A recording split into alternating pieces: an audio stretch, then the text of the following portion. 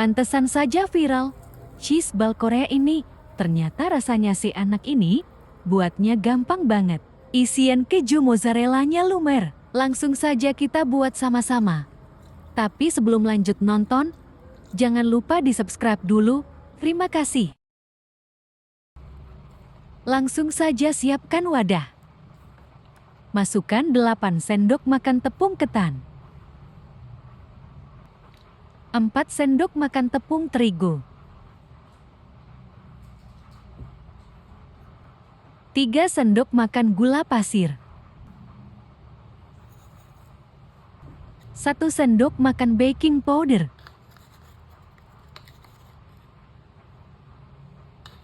Sejumput garam.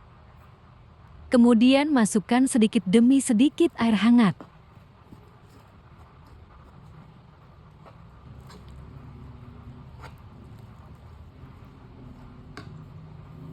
Supaya adonannya cepat tercampur rata, aku mau eleni menggunakan tangan saja.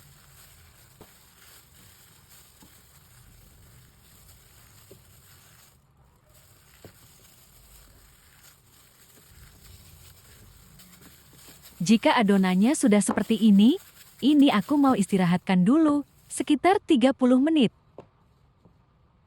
Nah, ini sudah 30 menit berlalu. Aku siapkan juga potongan keju mozzarella. Ambil sedikit adonan, pipihkan, beri potongan keju, kemudian tutup kembali hingga tertutup rapat dengan adonan. Seperti ini ya. Lakukan kembali hal yang sama hingga semuanya habis.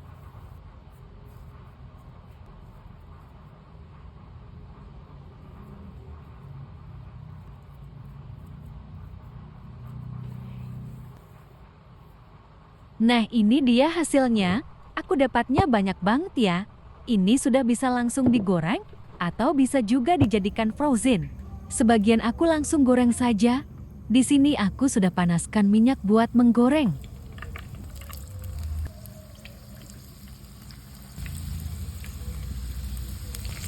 Jika sudah berubah warna di bawahnya, bisa kita balik saja agar matang merata.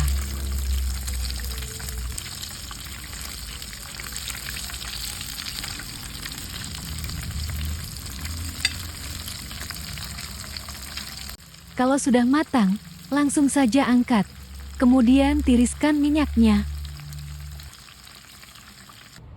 Aku mau taburkan dengan bumbu instan.